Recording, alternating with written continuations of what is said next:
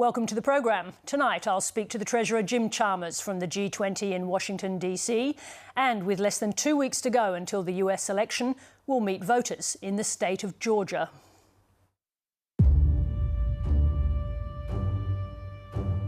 I could be president. If Trump could be president twice, dude attacked his own country and he finna be the president again. Come on, man. But first, the Queensland state election takes place this Saturday. More than a third of voters have already cast their ballots. While the Liberal National Party are still firm favourites, Labor candidates are embarking on a final campaign blitz. Will Murray reports.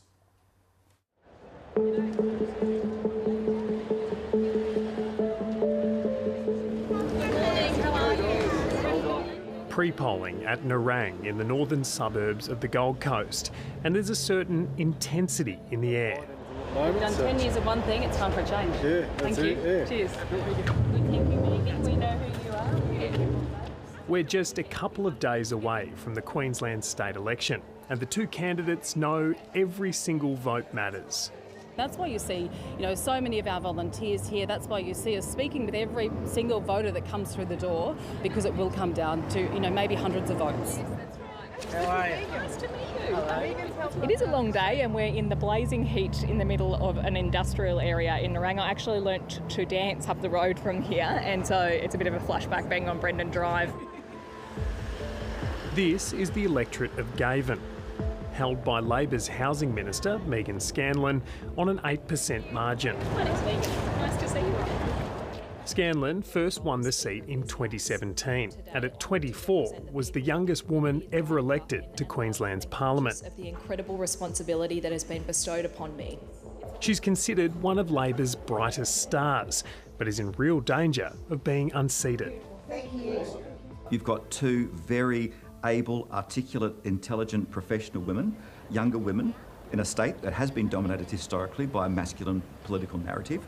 We know this election is going to see some big swings to the LNP. And unfortunately for Megan Scanlon, she may well be caught up on that swing. I'm the only Labor representative on the Gold Coast, so I've always been the underdog. The election is being fought on issues that are familiar to people across the country. Public transport and cost of living are two of the biggest things that people raise on the Gold Coast. We're a growing community, but people are feeling the pinch in household budgets. The other issue that is front of mind is crime. Youth crime in particular, whether people have been affected by youth crime or whether they know someone that's been affected or whether they're just putting up security cameras around their house, those doorbell cameras. Are you going in? Representing the Liberal National Party is former Channel 7 reporter Bianca Stone. I did so much reporting on youth crime as a journalist. I wasn't seeing the solutions from the government. I wasn't seeing those strong laws that we need. I wasn't seeing the early intervention and prevention that we can have. Is that the key issue for you, do you think? Yeah, crime's a key issue as far as that goes. I mean, cost of living as well. Too many people are struggling, there's too many homeless, they're not doing enough for them. I changed it because I want the safety for everyone. We're all about locals looking after locals. We keep our prices down to look after the locals and the elderly. Since COVID, the rental is just crazy. The rent, it's just doubled. The whole of southeast Queensland has absolutely boomed since Queensland opened its borders post-COVID a few years ago. That's seen a huge explosion in real estate prices, as we've seen around Australia, but also contributed to the housing shortage, particularly social housing shortage.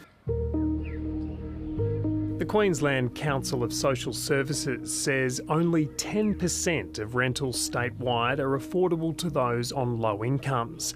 Among those struggling is Gavin voter Phoenix. Rent it's ridiculous trying to pay for it. Like, even working, I can barely afford to pay for food and rent and any necessities I need as well, so it's been quite difficult. At the age of 22, she's just managed to land her first job, thanks to the assistance of Mission Australia. But Phoenix and her partner still can't afford a place of their own. It's really debilitated our mental health, especially his, I've noticed. He's quite down in the dumps just due to the fact he feels like he has to rely on so many other people just to get through. And like even myself, I feel like I could be much better as a person, but it's hard when you don't have a place of your own to call home. time and time again, the LNP oppose affordable housing projects in this community, and that's not going to help young people on the Gold Coast. They have had 10 years to get it right. If we look back even further, they've had 30 out of the past 35 years to get these things in place.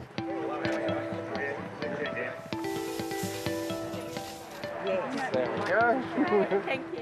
The LNP have long been tipped to win this election comprehensively. However, the outlook for Labor has brightened a little recently. Good to meet you, Mark. My wife's Lindsay. Hello, Lindsay. YouGov and Resolve polling has revealed the margin between the major parties is narrowing, and Labor's Stephen Miles and LNP leader David Crisafulli are now just about neck and neck as preferred Premier. It's quite astounding that the Labor Party has put up such a fight.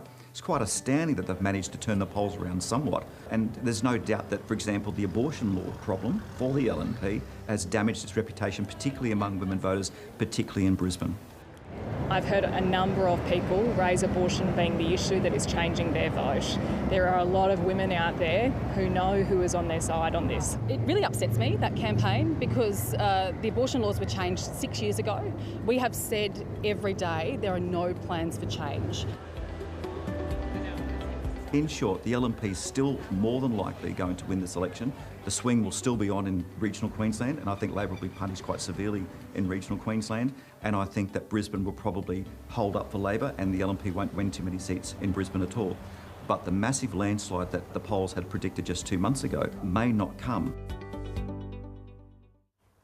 The world's finance ministers are in Washington, D.C. for G20, World Bank and IMF meetings as the wars in the Middle East and Ukraine continue to cause global uncertainty. Treasurer Jim Chalmers joins me now from Washington, where it's just after 4:30 in the morning. Treasurer, thank you for joining us, and especially so early. Thanks very much, Sarah. You're at these meetings at a dangerous time, as I just mentioned. What fears are being expressed to you about the risks to our economies? Well, the global economy is volatile and it's vulnerable, and we see that uncertainty in a lot of different ways. The escalating conflict in the Middle East is casting quite a dark shadow over the global economy, and the pressures we see there, including recent volatility in the oil price, that compounds some of the other issues we have. War in Ukraine, slower growth in China, political uncertainty in the US. So all of this combines to create a sense of global economic uncertainty, and that'll be a key feature of these discussions here. There is always a premium on responsible economic management. There is always a premium on engaging with our friends around the world, but especially now when things are so uncertain in the global economic environment. I want to talk to you a little bit about the IMF's forecasts. They're forecasting high inflation for Australia in 2025, predicting that ours will be the second highest inflation rate amongst advanced economies. Why is that the case? Well, a couple of things about that. I mean, first of all, that's a forecast. We take the insights of the IMF seriously. That's one of the reasons why I'm here, but that's a forecast for the end of next year. We'll get a really good read of the situation on inflation when we get the new figures out next week, next Wednesday. We'll get new data on inflation, and what economists expect that to show is that we're making really substantial progress in the fight against inflation. Remember when we came to office, inflation was much higher, twice as high as it is now. It was rising fast.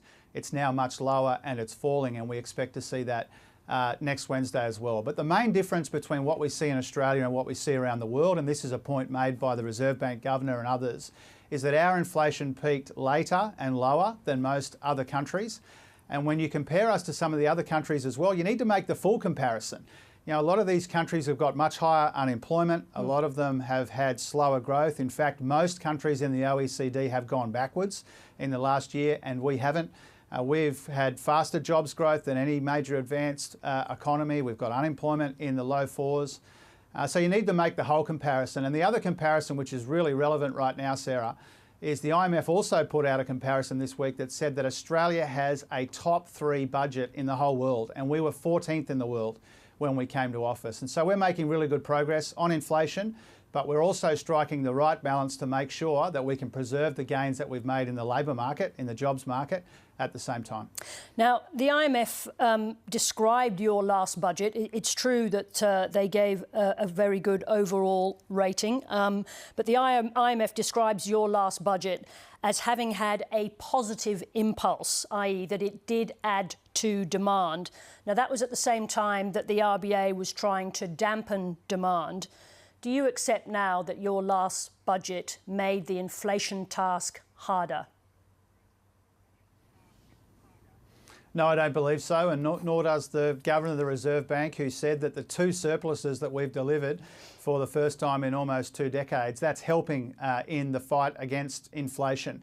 Now, the IMF has made the point that what countries around the world, including Australia, need to be doing is, in their jargon, repairing the fiscal buffers, which means, in Australian parlance, getting the budget in much better nick. And that's what we have been doing with those 2 surpluses. They are making a meaningful difference, positive difference, in the fight against inflation. We have gone from 14th in the world when it comes to our budget under our predecessors to a podium finish in just over a couple of years, and that's a powerful demonstration of our responsible economic management, doing what we can to help the Reserve Bank in this really important fight against inflation, but doing that in a way that doesn't ignore the risks to growth in our own economy.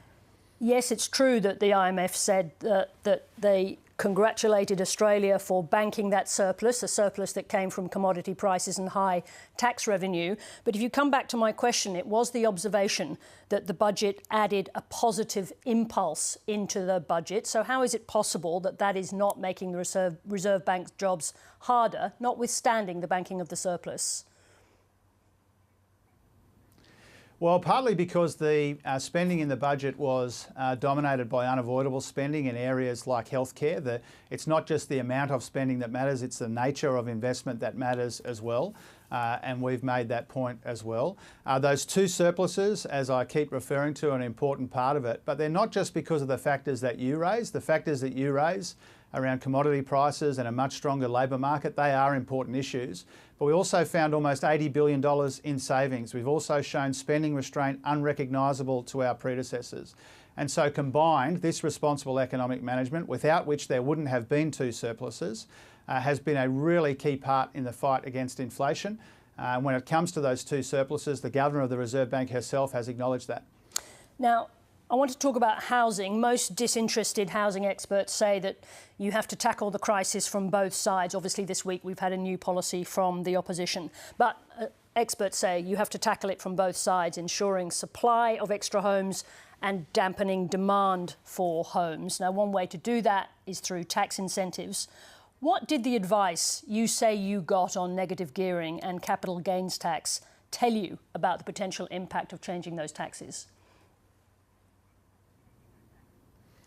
Well, I think it is primarily a supply challenge, and we've made that clear in a lot of different ways. And one of the reasons why we're not going down the path of changing the negative gearing arrangements, abolishing negative gearing or abolishing the capital gains tax discount, is because we haven't been convinced that that would have positive consequences for supply. And so we're focused almost entirely on supply. There aren't enough homes for Australians to live in. The housing pipeline is not anything near what we need it to be.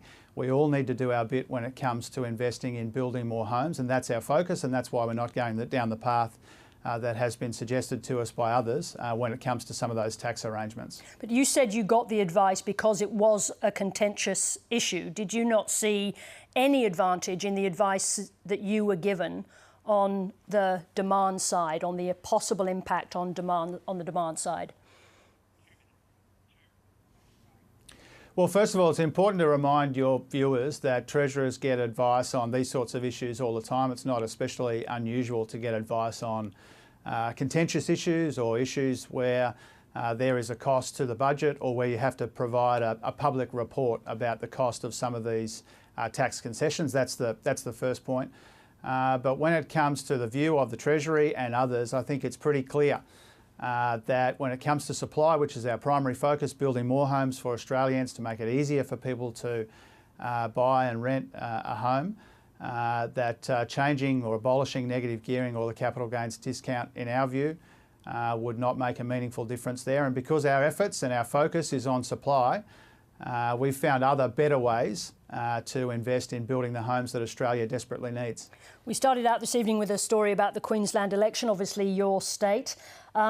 Labor's been in power there for 9 years. Is it time for a change?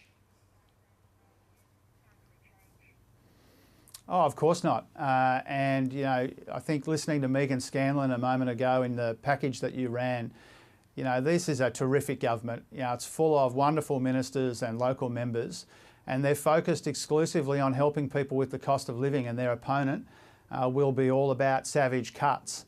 And that's the choice at the election. I think one of the reasons why this election has tightened up a little bit, according to analysts like the one that you ran a moment ago, is because that choice is crystallising. Labor helps with the cost of living. The LNP is all about savage cuts. They've got all of these commitments. They've said they won't raise taxes and they'll still balance the budget. And that can only mean one thing, savage secret cuts, just like the last time they were in office under Campbell Newman. Jim Chalmers, I think you're meeting Janet Yellen today, so I won't ask you about that meeting, but perhaps you can get some advice from her on how to achieve US levels of economic growth. In the meantime, thank you very much indeed for joining us. Thanks so much, Sarah. And the ABC's Jacob Grieber joins me now from Canberra. Jacob, you're listening in to the Treasurer. Just particularly on the issue of negative gearing and capital gains tax, do you think that that is absolutely off the table now? I don't think you can say it's always and absolutely going to be off the table, because as we learnt with the stage 3 tax debate, it's off the table until it's on the table. But listening to the Treasurer then, you don't detect any great desire or urgency or, even logic for going for it. It's not something that will address the supply issue as directly as he said that these policy changes need to. So I think at this stage it does look like it's a dead idea for now. I want to ask you some more about housing, because you've been writing about it this week, and we've seen a new policy from the opposition just this week. How do you now see the differences between the government and the opposition on housing? So I think the first thing is both are now much more focused on supply than we've seen in the past. If you recall, politicians tend to like doing things like giving first home buyers grants and other measures, and all those sort of things do is really put more people into the market. They can get bigger loans from their banks with those sorts of things, and that's not fixing a problem where there's a limited stock. So both sides now are really honing in on supply. There is a difference, I think, in approach. The government is talking about a lot more money for social housing, a lot more money for higher density housing, although they're not explicit about that. The coalition, on the other hand, is really pushing into the suburbs, or what they say is the peri-urban areas of our big cities. And I think they're saying with their policy, which this week they announced was all about getting rid of roadblocks. Labor has similar measures, but the coalition's ramping theirs up much more. And the politics behind that is they want to keep alive the sort of aspirational sense that a lot of Australians have always had, that you own a house, it'll have a bit of a yard, there'll be a bit of room, you know. So they're holding on to that kind of philosophical basis for the housing solution that they're putting forward. At the same time, I think you had a quote from Brendan Quotes from the Grattan Institute, who says there is a question around the coalition policy, whether the cash that they are putting up for infrastructure displaces what developers would have been committed to or would ordinarily have spent. How big a weakness is that in the policy? Oh, I think that's probably a factor in it. I think the other thing is the coalition would say that states have pulled back from some of the things they used to fund, like sewerage, water, and their argument is that they're going to try and step into that gap. So yes, developers would normally pay for a lot of those things, but when you're trying to push at the limits of what's stopping this additional supply, their argument is that it all helps. And you end up with more houses if it works. Jacob, do you think these are clear lines now in this policy area? It's going to be so fundamental in the election. Are the lines clear? I think the lines are very clear. the government's obviously going to hammer the level of funding that the coalition's putting forward. They've talked about a $19 billion gap. There are a bunch of assumptions behind that. The coalition hasn't revealed all of its policy, so we'll see where those sort of numbers end up. But it'll be a very willing, a very head-to-head contest on what is without question one of the top issues that face voters. Now, I want to talk to you about Lydia Thorpe because her protest in Parliament is still getting attention. Is she at risk of losing her position in the Parliament? So I think it was very interesting today the way she stepped back from comments that she made to one of our colleagues, Greg Jennett, yesterday on TV, where she, effectively joked or made light of the fact that she had mispronounced the oath of office, heirs versus heirs. Now, that sort of sounded quite good at the time. It was a remarkable thing for her to say. This morning, she was pulling back from that, talking about how she'd misspoken. And I think that's quite telling. I think there might be just a niggle of concern in her own mind. Perhaps she's getting her own constitutional advice, that she's made herself quite vulnerable on this score. And my understanding is the coalition is in no mood to let this drop. They will push this issue. The very first order of business when Senate estimates begins in Monday week from now on Monday, will be in fact a conversation with the head of Parliament and the Senate. And this, you can be sure from their point of view, this issue will be front and centre. Jacob Gruber, great to have you on the programme. Thanks very much indeed for talking to me. Thanks, Sarah. Back to the US now, where voters head to the ballot box in less than 2 weeks. Early voting is already underway. The southern state of Georgia is one of the crucial swing states that will decide the election. Presidential hopeful Kamala Harris is depending on black voters there to get her across the line. But some of those potential voters are supporting Donald Trump. 7:30's Adam Harvey filed this report from Atlanta.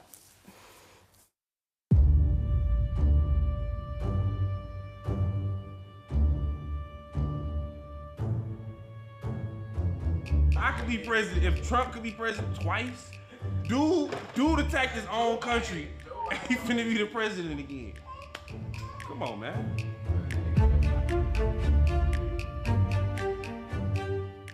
Deep in the suburbs of southwest Atlanta, this barbershop is in the heartland of the Democratic Party. But today, you might not know it. Who are you going to vote for? Personally, I think I'm going to vote for Trump. I'm not going to lie, personally. Trump? Yeah. Why? Because we already had him as president one time, so we kind of already know how he operates, and we know how he deals with war and stuff like that. Are you going to vote? Nah, I ain't going to vote. Are you going to vote? No, sir, I don't plan to vote. If the young men here vote on November 5, it'll be against Trump, not for Kamala Harris. So if you don't like her that much, you're not that enthusiastic about it, why vote at all? Because if I don't vote, then the odds are slightly likelier that Trump wins, and I really don't like him. So I dislike her a lot, but I dislike him a lot more. Atlanta is the birthplace of Martin Luther King, home to some of the nation's oldest black universities and churches, and a Democratic bastion in an otherwise Republican state. Nearly 2 million Georgians have already voted. I'm voting yay, go Kamala Harris for president. Here in Fulton County, the votes seem to be flowing in one direction. You're voting today. Who are you voting for? Harrison Walz. And why? I believe this is America, and we've always had freedom, and I wanted to continue to have freedom. What issues are important to you this election? The issues concerning abortions. I think that's very important. The Roe v. Wade. I think that's very important because women should have the right to decide what they want to do with their bodies. Why did you decide to vote for Ms. Harris? Because if Trump is elected, it's going to be terrible for everybody. African Americans make up 1/3 of voters in Georgia, but the margin here is so tight that a drop in black turnout could be catastrophic for Kamala Harris. Joe Biden won the state in 2020 by just 0.2 percentage points. The big question to me is, in the end, will we see the Democratic share of the African American vote back where it normally is and where it has been in recent elections, meaning close to 90%, or will we see a significant drop? The polling is all over the map on that. At Atlanta's Emory University, Alan Abramowitz is one of America's most experienced political scientists. Donald Trump has a certain kind of appeal to male voters in general, including male African American voters, based on this sort of appeal to sort of machismo. It's the sort of idea he's the tough guy. And there's a certain attraction to that among men at the same time as it tends to repel women. Over the weekend, Kamala Harris flew to Georgia to attend church. This is a moment that is challenging us of faith, to reflect on this moment in the context of our future. Kamala Harris needs more than prayers. She needs Black Atlanta to turn out to vote.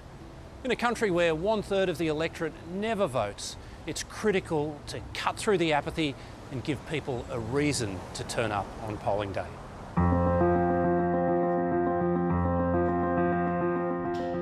At Georgia State University, that's Irshad Rembert's job.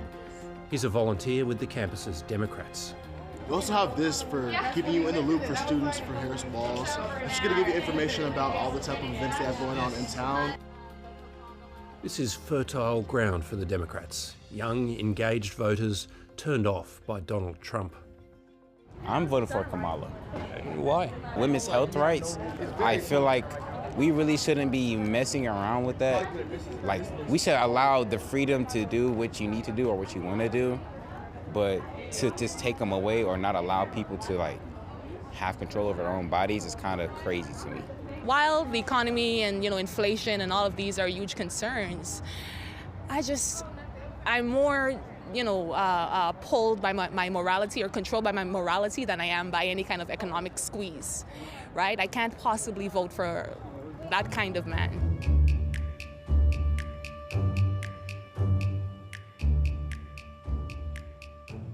But just across the road from the university, there's temptation for the Trump curious, an outdoor broadcast from conservative podcaster Charlie Kirk. Let me ask you, did you have a vacation this summer in a luxury hotel paid for by taxpayers? Very broke, so no. Yeah, so just so you know, if you break into America, they'll put you up in a luxury hotel in Midtown Manhattan. Who are you going to vote for? I will be voting for Donald Trump. Why? Why? I believe that he would be a much, much better candidate for the presidential role than Kamala Harris. I personally just don't believe in what she says. She speaks a lot with emotion and words, but doesn't back any of it up. Donald Trump, on the other hand, he gives actionables. He tells you what he's going to do. He's firm with whatever he's going to do. At a suburban Cajun restaurant, some of the city's black Republicans believe Trump's victory is certain. Thanks everyone for coming out tonight. As you know, we have 2 weeks before this important day until Trump becomes the next president, right? What of Donald Trump's policies are so attractive to the black community? The Democrat Party has put the black community in such a position that black men are demasculated and they have no value. And so black men are saying, you know what, I'm done with this. I want to return to the days where I, as the head of my household with a partner, we could raise our children together, we could stabilize our community. That's why they're moving to Trump, because economically, his policies allows them to be businessmen. Trump's stance on immigration resonates here. I don't think that Kamala Harris really has the competency nor the willingness to secure the border. My primary concern associated with immigration is with the number of terrorists that we know today are coming across the border, right? The high cost of living and low wage growth have given Trump a foothold in a community that once had little time for him. African American voters, just like white voters, have been feeling a pinch from rising inflation and from a general perception that the economy isn't doing well, isn't working for them. Are you thinking about maybe voting for Trump? I don't know. I feel like Kamala is probably just going to carry on Bidenomics. And I don't know the future of our country. I think that black people played a very crucial role in getting Joe Biden elected in 2020. I think that we were probably what got him over the finish line, but I feel like we haven't been equally rewarded for doing that. Boy, it's getting close, isn't it? That's the programme for this evening and for the week. Thank you very much for your company all week long. See you next week. Good night.